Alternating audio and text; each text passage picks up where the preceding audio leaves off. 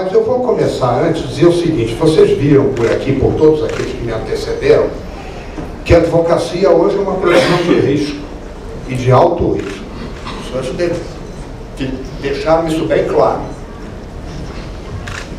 E nós temos que agora verificar isso. E o problema é o seguinte: eu, como na Comissão de Ética da Presidência da República, eu sinto uma coisa, toda vez que eu saio da sessão, tem ali na saída um verdadeiro corredor polonês de repórteres com microfones e filmando, e o que eles querem. Eu falei com a menina ali que jornalista é perigoso, e ela é jornalista, ela sabe, por isso que ela está ali. E eles querem o seguinte, é ver sangue daqueles que são denunciados. Quando eu chego lá e digo que o processo contra alguém foi arquivado, você precisa ver decepção por causa entre os jornalistas ali. Eles querem se nós pudéssemos condenar a cadeia, eles ficariam satisfeitos. Eu digo, olha, comissão de ética não é poder judiciário. Nós não estamos aqui para condenar ninguém, para prender ninguém. Nós simplesmente temos duas penas, a de advertência para quem está no cargo e a de censura para quem já pertenceu ao cargo, sendo que a advertência tem duas variedades, a advertência pura e simples e a advertência com recomendação de demissão, que já foi feita até para ministro de Estado. Ninguém se lembra, mas foi. Agora eu fico muito preocupado com essa pressão que a mídia exerce sobre toda a sociedade. Eu sei um caso, eu não vou dizer os nomes, mas foram dois ministros do Supremo Tribunal Federal. Um deles deu uma liminar num habeas corpus qualquer. E foi imediatamente advertido por outro de forma agressiva. Como é que você deu uma liminar quando o Jornal Nacional já deu uma notícia ontem assim, assim, assim, assim? Quer dizer, o Jornal Nacional é que julga agora? Foi o Joaquim, viu? Bom, ele está dizendo, eu não posso negar. Quem repreendeu foi Joaquim. E o outro ministro que deu a liminar foi o ministro Eros Grau.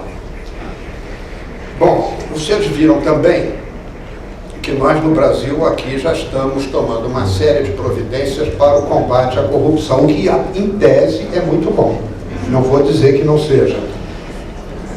Mas vocês veem também que a corrupção não é privilégio brasileiro. Uma das coisas que me irrita muito também na mídia é quando vem um artiguinho de um colunista lá dizendo só no Brasil que acontece isso assim, assim, assim. Só no Brasil, a única coisa que é só no Brasil é jabuticaba, mas nada além disso. Nós temos uma mania de imitar os Estados Unidos, mas nós só imitamos naquilo que eles têm de pior. Naquilo que eles têm de melhor, normalmente nós não imitamos. Ainda é verdade que ainda não erguemos aqui nos nossos desertos um monumento à cafonice como Las Vegas. É só vocês verem o que é aquilo, é o maior monumento à cafonice. Bom, nós vamos entrar agora no tema. Ah, não, eu queria dizer outra coisa ainda, falar uma crítica ao Supremo Tribunal Federal. Nada na ação penal 470, não, nada disso. O Supremo Federal, quando julgou a questão da lei da ficha limpa e quando julgou a questão do união homoafetiva, ele cometeu uma contradição entre os dois. Vocês dirão, mas qual é a ligação que tem entre um e outro? Aparentemente nada. Mas na realidade, quando julgou a lei ficha limpa, ele aplicou o artigo 16, a regra do artigo 16, que diz a lei que alterar o processo eleitoral entrará em vigor na data de sua publicação, não se aplicando à eleição que ocorra até um ano da data de sua vigência. Aplicou essa regra em detrimento do princípio da moralidade, por exemplo. Quando julgou a união homoafetiva, ele aplicou o princípio da isonomia em detrimento da regra do parágrafo 3º do artigo 226, que diz que para efeito de proteção do Estado é reconhecida a união estável entre o homem e a mulher, como entidade familiar. Eu não tenho nada contra a união homoafetiva, mas o problema é que a regra da Constituição é muito clara. Eu, se fosse parlamentar, até assinaria uma emenda constitucional para alterar essa redação. Ele aplicou a regra num caso em detrimento de um princípio, e aplicou o princípio no outro caso em detrimento da regra. Agora ele ficou devendo a gente o seguinte: quais são os critérios para aplicação do princípio e quais são os critérios para aplicação da regra? Quando é que se deve aplicar o princípio sobre a regra em detrimento da regra, ou a regra em detrimento do princípio? O Supremo não nos disse isso até hoje. Ele fica nos devendo. Bom, agora vamos entrar. Isso aí eu falo sempre porque eu não me conformo com essa contradição do Supremo. Bom, a Lei 12.846, ela fez um negócio gravíssimo.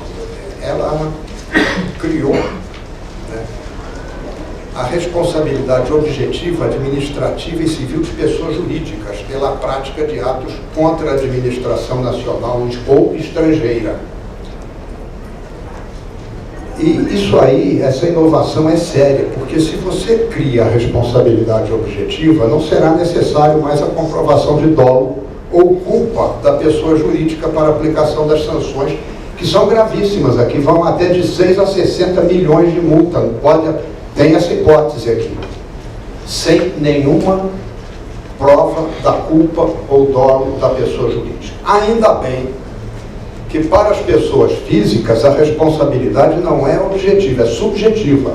E aí está no parágrafo 2º do artigo 3º, que diz: os dirigentes ou administradores somente serão responsabilizados por atos ilícitos na medida da sua culpabilidade. Quer dizer, então aí a responsabilidade é subjetiva. Né? E se não fosse, a meu ver, seria inconstitucional. Que estaria acabando com a presunção de inocência. Mas isso aqui não é só isso, não. Quais são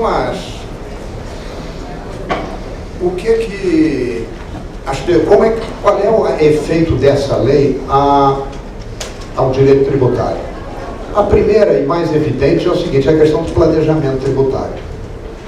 Olha, o planejamento tributário, os senhores assistiram ontem à conferência da professora Bettina, ela disse claramente aqui, isso é evidente, né? O planejamento tributário é absolutamente legítimo. Toda empresa tem direito a estudar o que produz, como é que ela ofere seu lucro e fazer os caminhos, traçar os caminhos necessários para pagar o menor imposto possível. Dentro da lei, evidente, não é só negando imposto, nem deturpando, nada disso. Mas estudando claramente qual é o tipo de empresa e como ela pode pagar menos tributo. Agora, tem que ter cuidado. A empresa, hoje em dia, tem que ter cuidado na questão do planejamento tributário. E o que ela deve fazer?